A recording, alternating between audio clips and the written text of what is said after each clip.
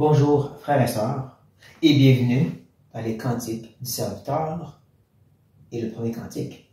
J'espère que vous êtes prêts de chanter à l'Éternel ou chanter au nom de Jésus peut-être. Aujourd'hui on arrive au premier, le chapitre 42 d'Ésaïe. Ce qui est fascinant, c'est que c'est le passage que Jésus va ouvrir le rouleau lorsqu'il rentre dans la synagogue, qu'il lit justement cette fameuse prophétie et qu'il sait la prophétie est accomplie maintenant. On peut voir ça dans Matthieu 12. C'est celui-ci ici. On a une partie. La partie qu'on va regarder ce matin, pour être exact. Les versets 1 à 4. Le texte en soi, comme j'ai mentionné, c'est 1 à 9.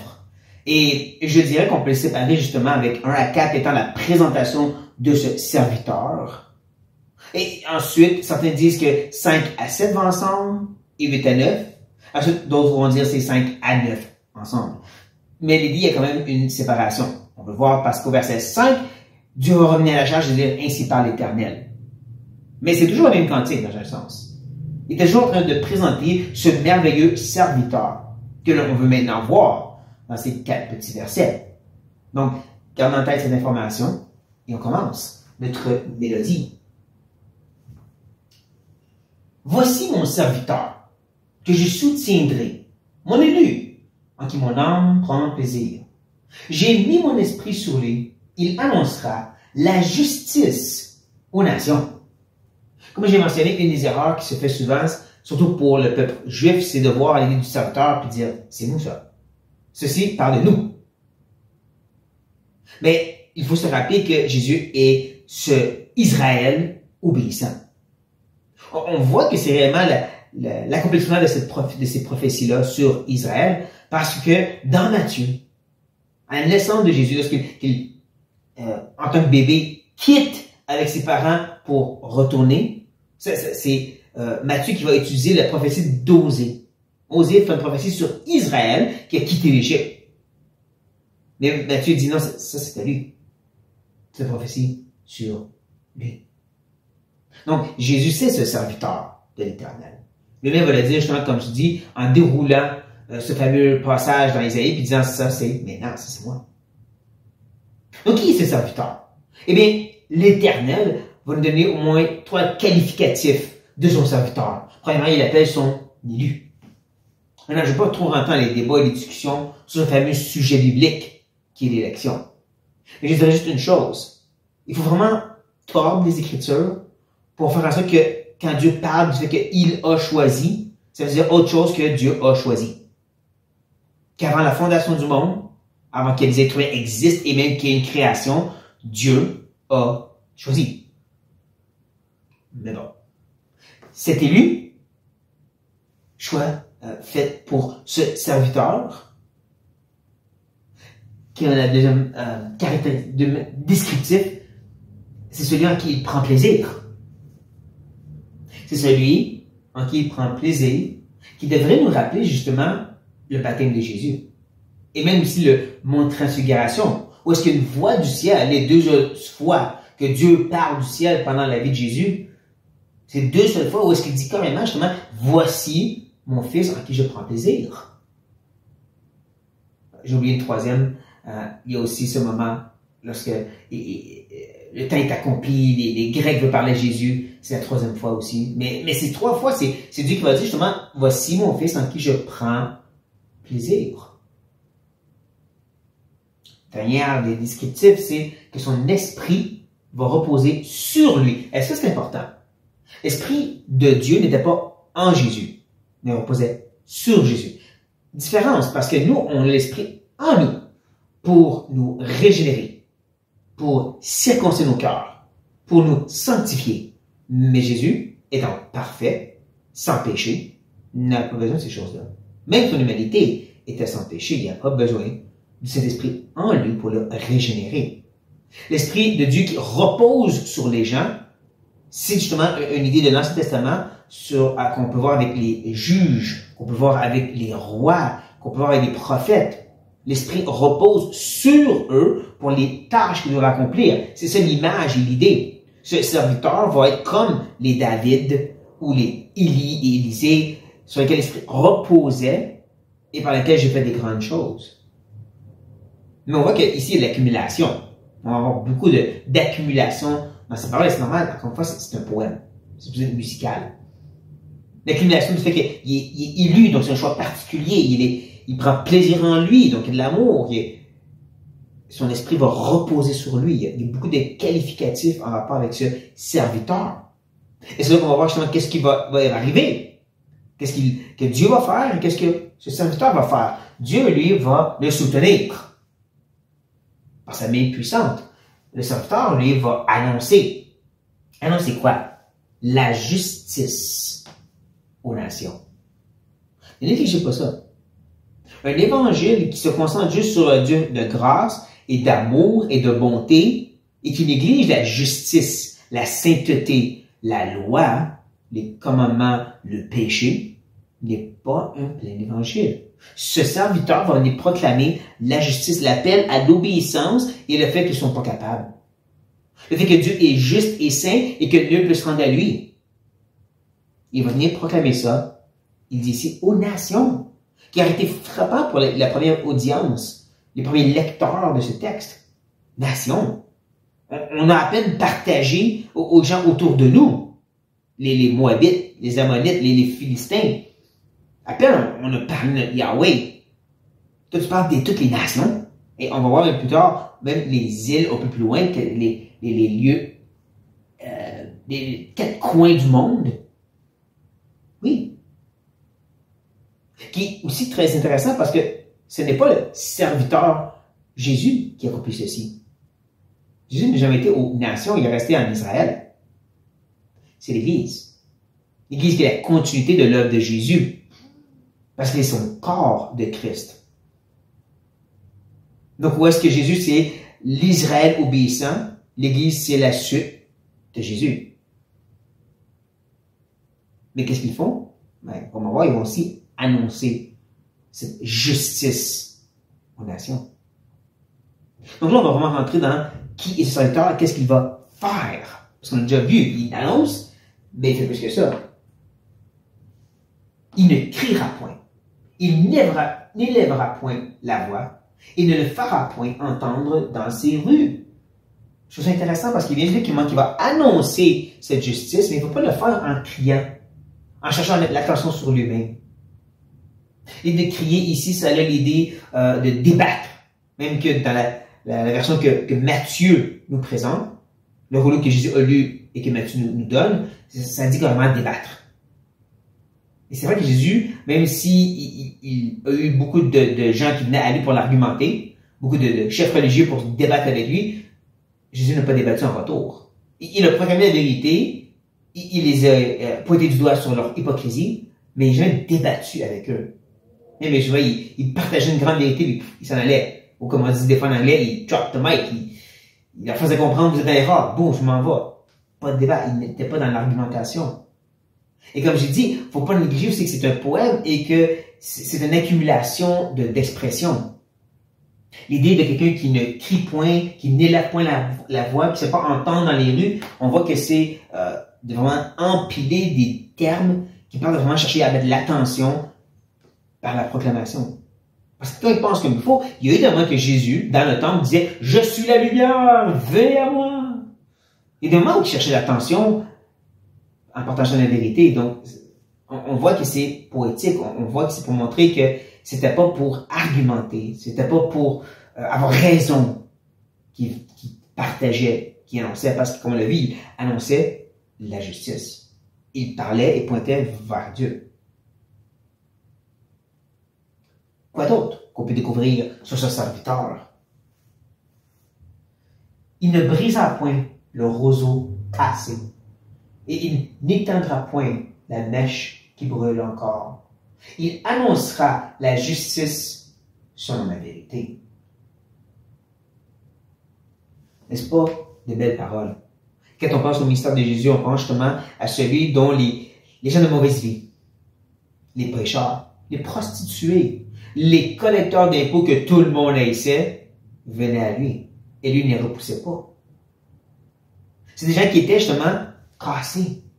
Des gens qui étaient comme une chandelle presque éteindue. Les décident de brûler encore. Mais ils n'estompaient pas. Il ne détruisait pas par la vérité, par la loi de Dieu, mais au contraire, il guérissait leur âme. Non pas juste leur corps, mais leur âme, en leur proclamant justement cette grâce de l'Éternel qui était venue pour apporter. Avant, il ne pêche plus, ta foi te sauver. Il dit à une femme prostituée. Donc, on peut vraiment voir le mystère de Christ, ce qu'on voit ici. Et n'est-ce pas que ça devrait être la même sorte de message et d'attitude que l'Église, comme on l'a vu, qui est la suite de l'œuvre de Christ, qui est celui qui réellement vient annoncer aux nations cette justice, devrait agir de la même façon envers ceux qui sont cassés, ceux qui sont comme ces luminions presque étendus, cette mèche qui flétille à peine. À la place d'écraser, de juger, de critiquer, de repousser.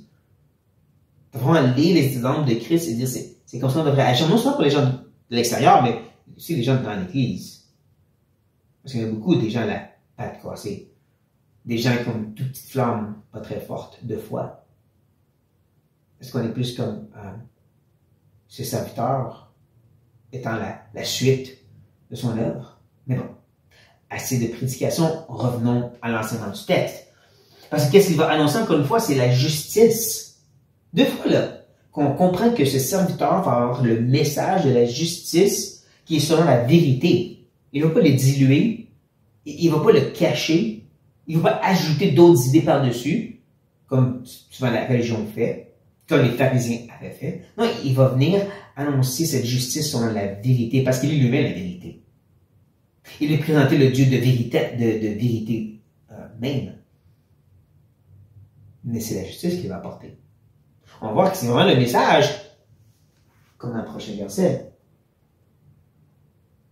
Il ne se découragera point, il ne se relâchera point, jusqu'à ce qu'il ait établi la justice sur la terre et que les îles espèrent en sa loi. Ce qui est intéressant, c'est dans Matthieu, justement le rouleau que Jésus lit là, dit ici qu'il va espérer en son nom. Ben, c'est une connexion assez intéressante entre la loi et l'idée qu'il s'est espéré en son nom. Mais je vais y revenir. Parce que là, on voit qu'encore une fois, le message, et qu'est-ce qu'il veut établir, qu'est-ce qu'il veut amener sur cette terre, cette justice. Et ce serait tentant de penser que c'est cette idée de justice sociale, cette idée d'amener la loi et la moralité partout. Mais on mesure ça à qu'est-ce que le reste de la Bible nous dit. Que c'est ce message que Dieu est venu justifier des pécheurs par Jésus-Christ. Que Jésus lui-même le dit. Donc, établir la justice sur la terre, c'est ça l'idée. C'est de faire des pécheurs, des gens justes, non par leurs actions, mais par la justification qui se trouve en Christ, par la foi. C'est là que le reste de la Bible nous aide à mieux comprendre ces paroles ici. Et que, justement, qu'il va pouvoir l'établir sur toute la terre et sur les îles, encore par l'entremise de l'Église, de nous, qui va répandre ce message, parce que lui, il n'a pas été aux îles, il n'a pas été sur toute la terre. Même si, à un moment où, oui, il va venir et établir son règne sur toute cette terre. Mais bon. Ne manquez pas une chose assez intéressante, et c'est l'œuvre poétique, encore une fois. Parce que le mot ici, découragera, c'est la même famille de mots de ce qu'on vient juste de voir. Brûle encore. Même famille de mots. On voit qu'il y a vraiment un lien entre cette idée que eux sont comme une chandelle presque éteindue, mais lui est un qui n'a pas de fin à son feu. Même chose pour le mot relâchera. Il n'y a pas de relâche. Et bien sûr, le mot casser. Dans tout, eux sont ce roseau qui est endommagé, qui est tout plié, presque tombé. Mais lui, c'est celui qui ne tombera jamais. Qui va toujours continuer. Que peu importe ce qu'il fait, il va se rendre jusqu'à la fin de la croix. Donc, où est-ce que eux sont incapables, lui va être capable. Où est-ce qu'ils n'ont plus rien, lui a tout. Pensez à Matthieu 18. Matthieu 18, où est-ce que, non, 11, 28, pardonnez-moi. 11, 28, où est-ce que Jésus dit justement, venez à moi, vous tous qui êtes fatigués et chargés. En d'autres mots, les luminions qui sont presque éteindues. Les roseaux qui sont toutes brisés. Venez à moi et je vous déchargerai. Hein? Parce que moi, je suis capable de prendre votre joug. En retour, je donne un joug qui est léger à porter. Parce que moi, je suis doux et humble de cœur. Moi, je suis pas celui qui domine et qui écrase par mes paroles. Moi, je suis celui qui a un joug léger parce que je l'ai porté le vôtre en retour. Voici ce serviteur de l'Éternel. Voici ce qu'il va faire. Et donc, en finissant au moins cette section de ce cantique, on devrait se demander quelles sont ces notes qui ont été répétées. Quelles sont ces notes de musique qui devraient jouer dans notre tête pendant la semaine? La première, bien sûr, c'est sur le serviteur. C'est lui que Dieu a choisi, c'est lui que Dieu prend plaisir, puis il a même fait reposer son esprit. La Bible nous dit en totalité comme personne d'autre. C'est lui qui est capable de justement ne pas décourager et ne pas se relâcher. C'est lui qui est capable de continuer pour toujours. Parce que nous, ce que nous sommes, c'est sans exception tous des roseaux cassés, des chandelles presque éteindues. Même à notre summum de vie chrétienne, on n'est pas des chrétiens en feu pour Dieu. On est à peine en train de survivre. Je suis désolé de vous décevoir. Et c'est ça qui est tentant, de prendre un texte comme ça et de voir tout ce que nous on peut faire. Mais ce texte, c'est à cause du fait que c'est lui qui a tout fait. C'est lui qui allait venir le faire et c'est lui qui l'a fait. Et c'est lui qui le fait à travers l'Église, par son esprit. C'est son œuvre. Mais il y a une note qui est quand même pour nous. La deuxième note qu'on devrait reconnaître, c'est qui est justement en train de nous faire danser, si vous voulez, qui apparaît avec nous, c'est le message qu'on devrait apporter. On l'a vu 3 fois maintenant. La justice, la justice, la justice. Ce message qui dit justement que tous ont péché, sont privés de la gloire de Dieu parce que Dieu est 3 fois saint. Il est parfaitement juste et nul peut s'approcher de lui. Il est un juge parfait au point que tous ceux qui vont être devant lui vont être envoyés directement dans le lieu de souffrance et de tourment, l'enfer, parce qu'il est juste. Et que tous le reconnaître, mais que Dieu a pourvu justement un sacrifice parfait en Jésus-Christ. Et c'est pour ça qu'il est mort à la croix à notre place. Et qu'il est ressuscité pour notre justification. Ça, c'est le message qu'on doit apporter aux gens. C'est le message que lui a apporté, c'est le message qu'on doit apporter. Ça, c'est notre part. De ne pas diluer, de ne pas minimiser, de ne pas changer le message, mais de le prêcher tel qu'il est. J'espère que cette note va jouer dans notre tête cette semaine, tout en regardant celui qui a tout accompli. Donc, sur cette note, prions. Père éternel, on veut juste te remercier pour Jésus. On est trop rapide dans le monde chrétien moderne de faire, et de parler de tout ce qu'on doit faire et qu'on va faire, et à pas assez de juste contempler que Christ a tout accompli. Il est venu, il est ce serviteur, il est cet élu sur lequel l'Esprit reposait parfaitement. C'est lui qui n'a pas de relâche, pas de faim, qui peut jamais se fatiguer, parce qu'il est parfaitement Dieu. C'est lui le sauveur. C'est lui qui vit en nous, c'est lui la puissance maintenant. Mais aide-nous, Seigneur, à proclamer donc cette même vérité. Christ a tout accompli. Mais Christ devait mourir. Parce que tu es un Dieu juste. Aide-nous à proclamer cette justice, à partager la loi aux gens pour qu'ils comprennent comment tu es saint, comment ils ont besoin de sauveur. Donc, oui, Seigneur, juste cette mélodie dans notre cœur, dans cette semaine qui est devant nous, dans cette vie. Nous demandons de Jésus. Amen. Soyez bénis.